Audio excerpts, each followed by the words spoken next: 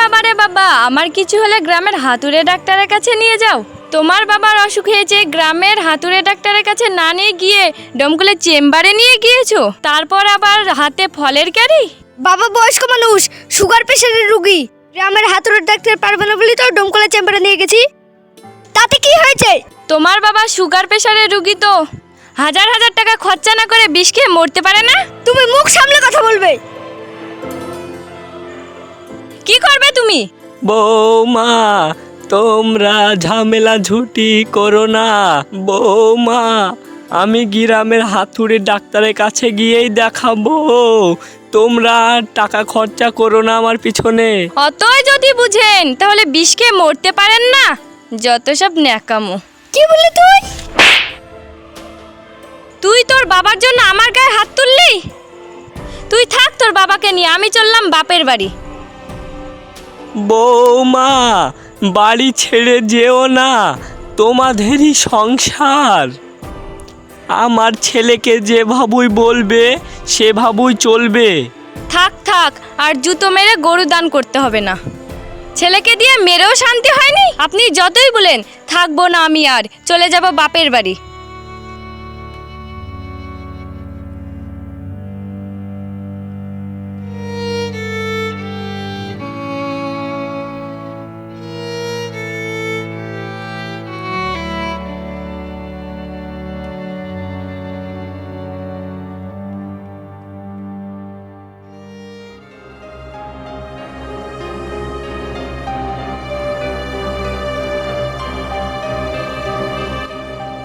কই রে রিমন, বাড়িতে আছিস নাকি?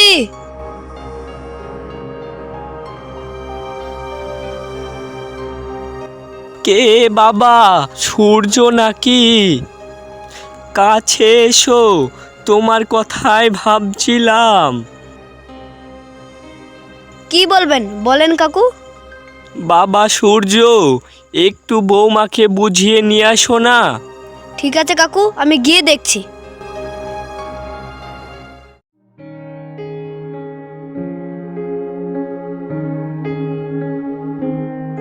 কি ব্যাপার সূর্য, অনেকদিন পর রাস্তা ভুল করে এলে নাকি? রাস্তা ভুল করার মতনই এসেছি। এসো ঘরে গিয়ে বসো। দেখো এলিনা, সংসার করতে গেলে অনেক ঝামেলা হয়, তাই বলে বাবার বাড়ি চলে আসতে হবে? দেখো সূর্য, আমি অত শত বুঝি না। ওই বুড়োকে যতদিন না আলাদা করবে আমি ততদিন যাব না।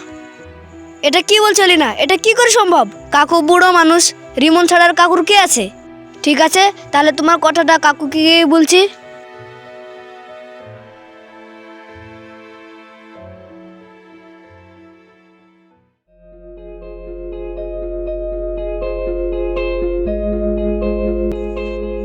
বাবা সূর্য, এলিনা কি বললো?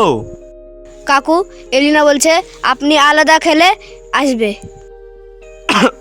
তাহলে ঠিক আছে, অধের সুখী আমার সুখ। সূর্য, তাও তুমি একটু রিমনকে বুঝিয়ে বলো।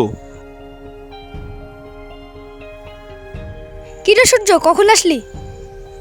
কিছুক্ষণ হলো, চল তোর সাথে একটু সাইডে কথা বলি।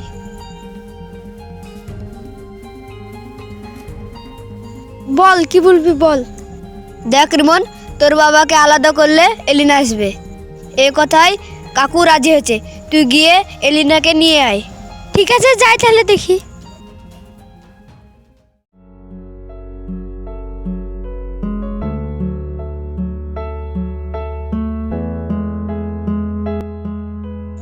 তাজমির ভাই, তাজমির ভাই বাড়িতে আছেন? কে? এ কি তুমি?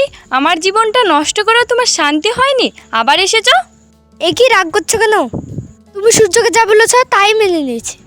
চলো ব্যাগ গুটিয়ে নাও, দেরি করো না, চলো।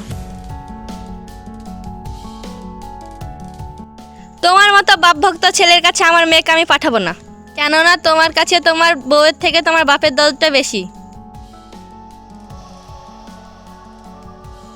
মা, এটা তুমি কি বলছো? জামাইয়ের সঙ্গে কেউ এরকম ব্যবহার করে? এলিনা যেটা বলেছে রিমন তো সেটাই মেনে নিয়েছে। এলিনা যা, তুই ব্যাগ গুটিয়ে নে, রিমনের সঙ্গে চলে যা।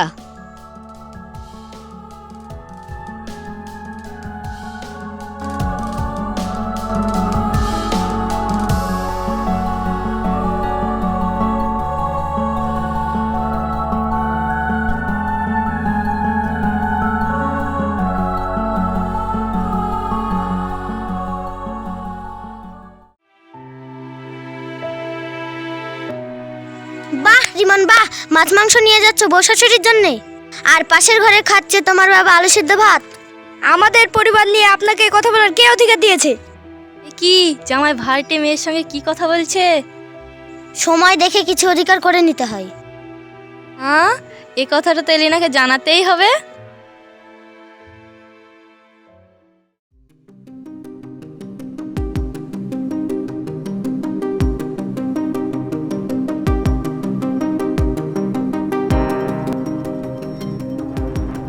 এলিনা, এলিনা, তোকে না বলেই চলে এলাম। বল, কেমন আছিস?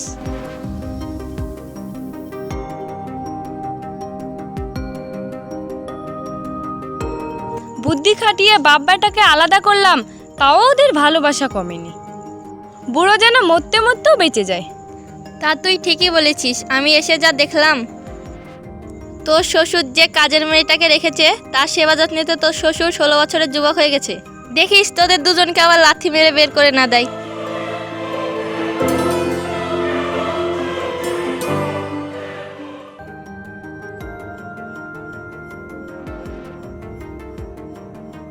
তুমি ওই কাজের মেয়ের সঙ্গে নষ্টামি করে বাড়ি ফিরছো? বেরিয়ে যাও বাড়ি থেকে, শয়তান কোথাকার। ও মা গো মা, আমার সংসারটা পুরো এলোমেলো হয়ে গেল ওই বুড়ো মিনসির জন্যে। এসব কি বলছো তুমি? কি হয়েছে তোমাদের? বলবে তো আমাকে। কি বলছি মানে? তুমি কিছু জানো না? এমন ভাব করছো যেন তুমি দুধে ধোয়া তুলসী পাতা। আর তো সহ্য করে গেল না, আমার শরীর জ্বলে পড়ে গেল। বাড়া বাড়ি থেকে